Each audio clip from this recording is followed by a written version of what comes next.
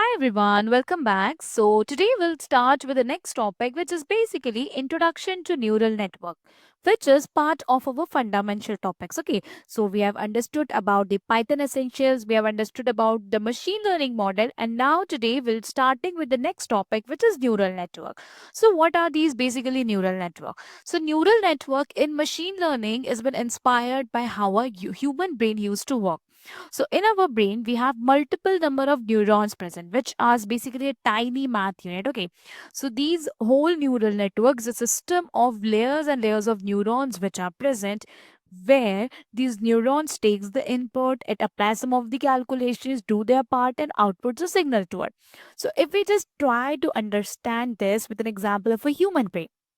So today, how my brain used to understand everything. If I touch a hot thing, how my hand is automatically away from that specific thing. If I touch a cold thing, how my hand is automatically away from that specific thing. Like how is my body going to understand that this is hot, this is cold, we need to take a automatically our hand goes away from that. Okay. We don't touch those things which is not like which is either hot, which is cold or something like this. How? That is because of our brain. So in our brain, multiple neurons are present. So those neurons help us with it automatically takes an action. So as soon as you touch a very hot specific utensil, your neuron that is present in your brain is going to understand that this is something very hot and you're not supposed to touch it. So it outputs in reaction to it, which is removing your finger, your hand from that specific object. So that is how neural networks work. It's just like a brain has multiple neurons which are all connected to each other. It also have a neural network, which is basically a neural network is where all the neurons, all the nodes are connected in layers. So they takes an input, which is basically the hot thing. They apply some of the calculation there and then outputs a signal that remove your hand from that specific object. So similarly, the neural network in our computer system, in our machine learning, also works in the same way.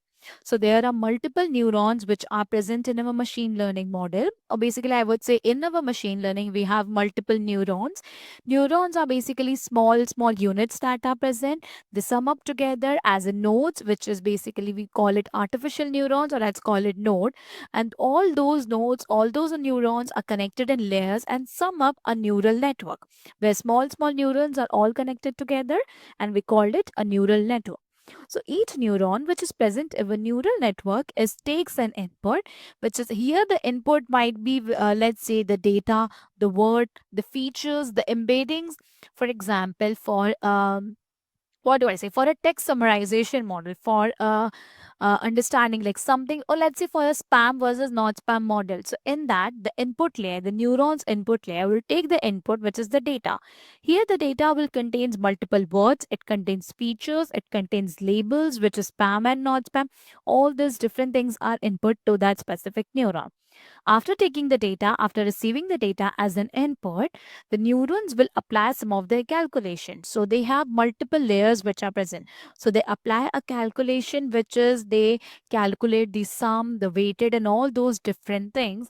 Then they pass it through an activation function and sends an output. So we'll be understanding about all these activation functions, all this weighted sum in the further upcoming lectures. So after this, which is basically so we'll be understanding them in detail, but currently we can say that it takes an input, it applies some calculation towards it, it passes an activation function, and automatically output has been applied. Similarly, how our brain process, it takes an input that it's hot, it calculates it, like it takes it, you touches something, your neuron gets the action, it calculates it that it is something hot, you are required to remove your hands. Automatically, a signal has been sent which will remove your hand from that object. So that's how neurons used to work. So there are multiple in a specific structure of a neural network. We have multiple, which is basically we have three main components. One is the input layer, which is going to receive the raw data. So the input layer can have multiple types of data, which is a raw data. Okay, this data has not been processed yet. So your data might include some of the image pixels.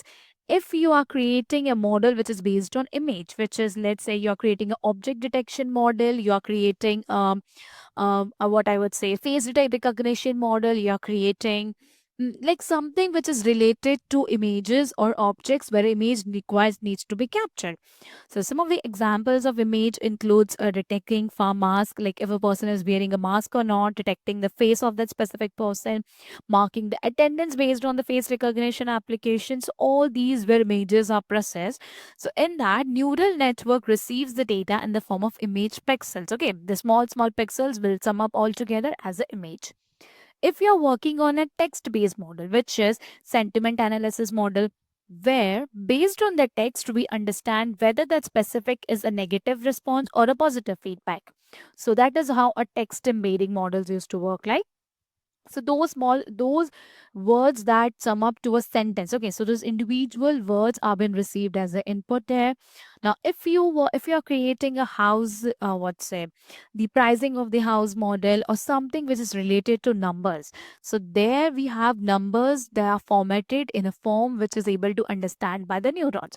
So you might have multiple raw data, image, text, or numbers. So all these are examples that this is how the raw data used to look like for an input layer. After receiving the data from our input layer, we have the hidden layers which are present. Those hidden layers basically perform the calculations, they detect the pattern, and they understand it, what's the next action you're required to take. So all the processing and all the learning of patterns happens in the hidden layer. For example, for the face recognition application, after receiving the input, we process the image. After processing of the image, we actually understand that whose images is this. By detecting all the features, by understanding the nose shape, eyes, lips, forehead, eyebrows, hair, every feature has been recognized in the hidden layer, and then we got to understand what is the output.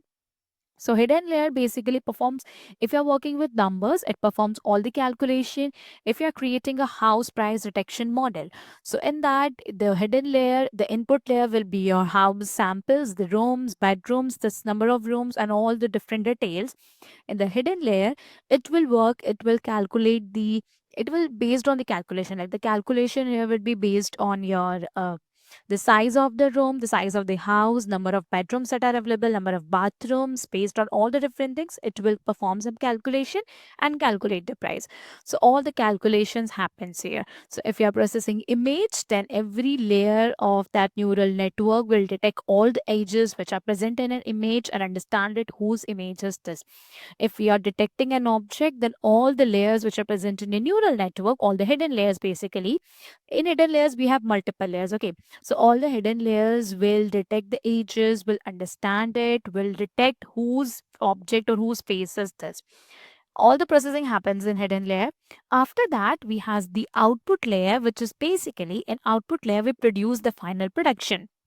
So if we are creating a house price, we got the final calculation of the price, like this is the price of the house. If you're working on a face detection model, you got the person name, like his face belongs to Yashi or this face belongs to another person. If you're working for a spam versus not spam, your output will be this email is a spam, this email is a not spam. If you're working for an object detection model, your output will be that this object is a cat or this object is a dog. So that's how three different layers in neural network works, where we all have this input, hidden, and output layer. After understanding the structure of the input layer, we need to understand how they actually work. Okay. So currently we know that in hidden layers we have all the functionality of performing a calculation or detecting the patterns, but how those things work? We got the input, we got the pixels, we got the numbers. Those input enters into your network. Okay, just imagine it in a way of your human brain, so you will be able to understand it in a more better way. So all the features which are available enters your network, then it goes to the hidden layer. In hidden layer, we calculate the weights and biases. We calculate the weighted sum. We have the activation function. We have the forward propagation. We have the loss function. We have back propagation. So all the different steps are been involved here, which is the detail format. Okay. So every feature that enters your network through input. Now comes the part of all the hidden layers, all the neural networks which are present. So each connection will have a weight, will have its own bias set, and they will work on it.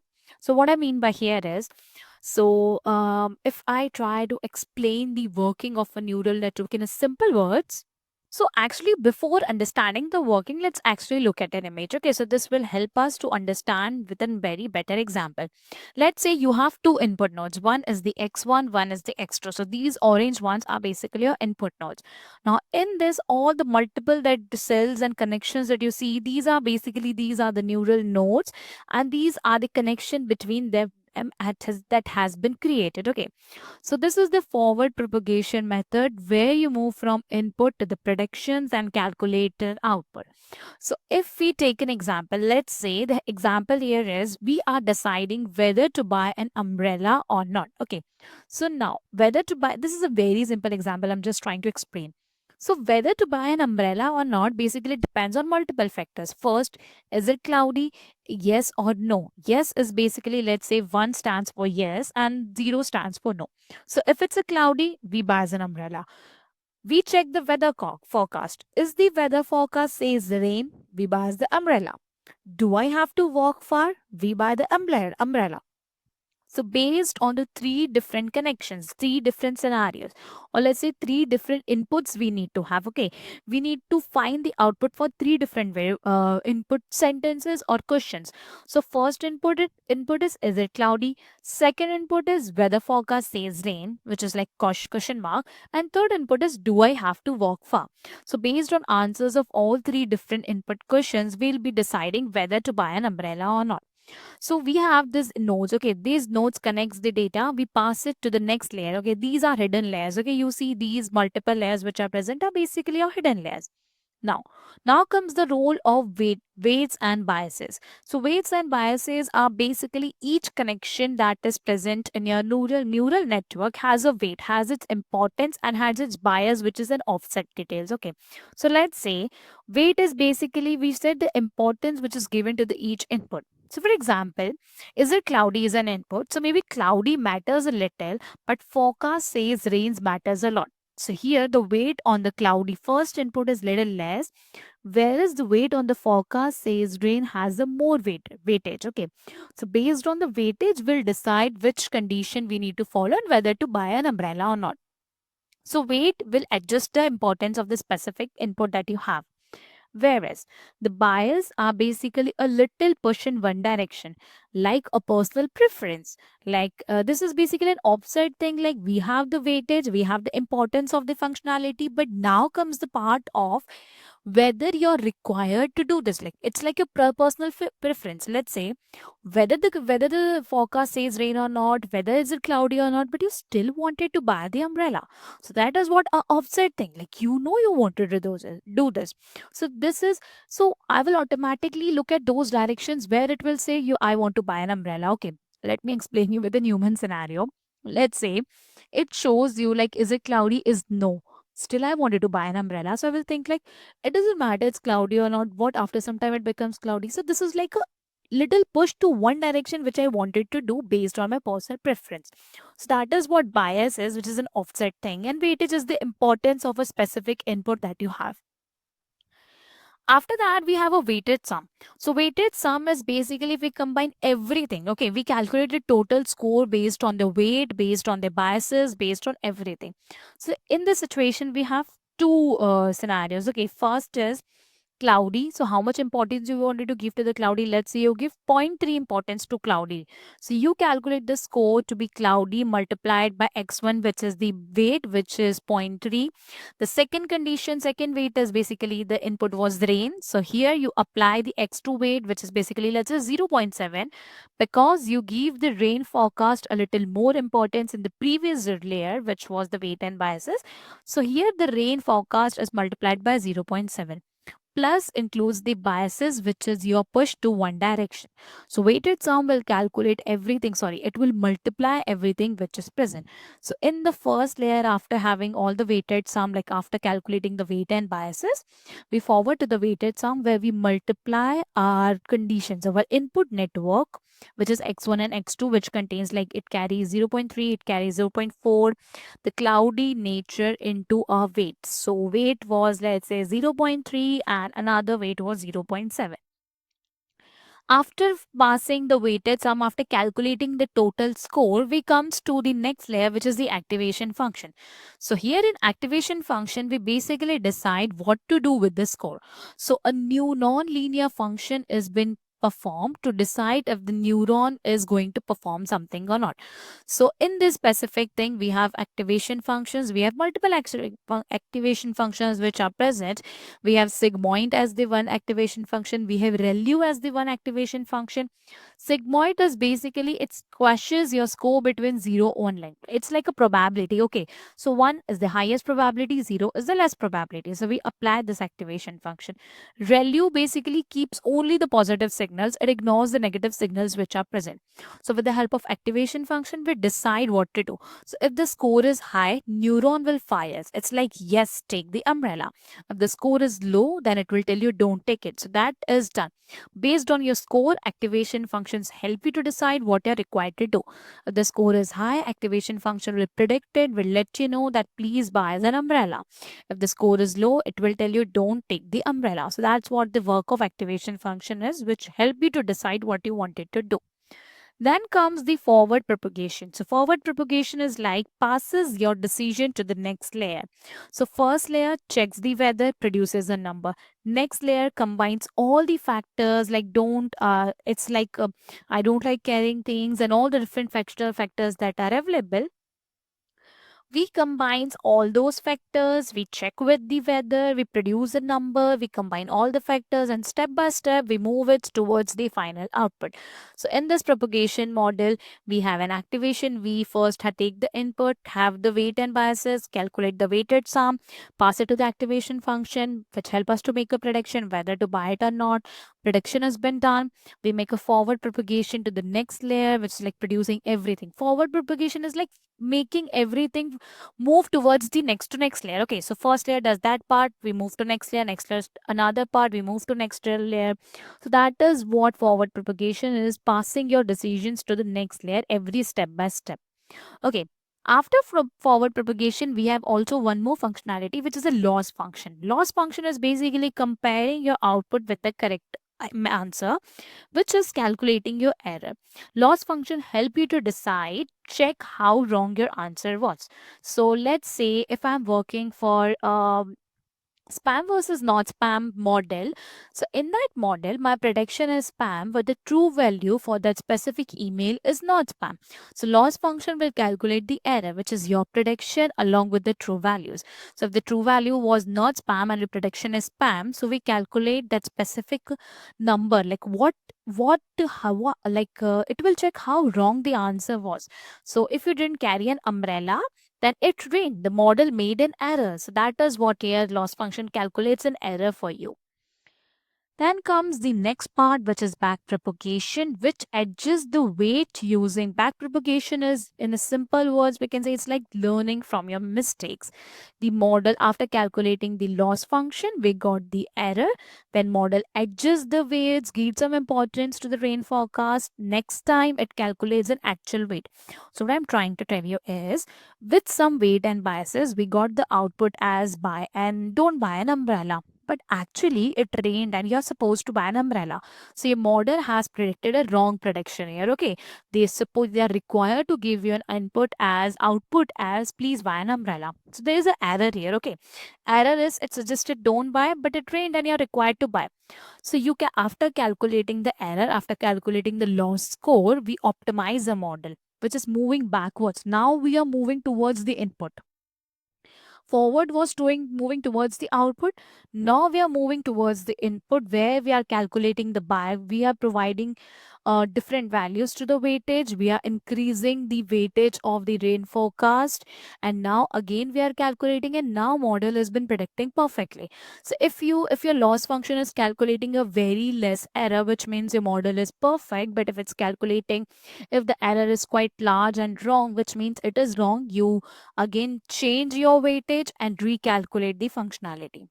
So that is how the overall understanding of neural network is, where we move from like forward propagation, we move back if we have a loss function error, we calculate the score, optimize our weightage, and again move forward. Like this whole process is done until and unless the loss function is minimized. So when you get a very less loss function, we are done with it. Until and unless your loss function is quite higher in value, we again format all those things like calculates weight, provide activation function, predict a value, calculate the loss function, optimize your weightage, again move forward and again backward. So like a forward propagation and a backward propagation. This is how it has been done. This is how the overall understanding of neural network is, where we understand about all the functionalities like how a neural network works and what are the different ways to optimize it. Now moving forward, we will be understanding about we will be creating a neural network and we'll be understanding how that works. So this was all the understanding about the neural network.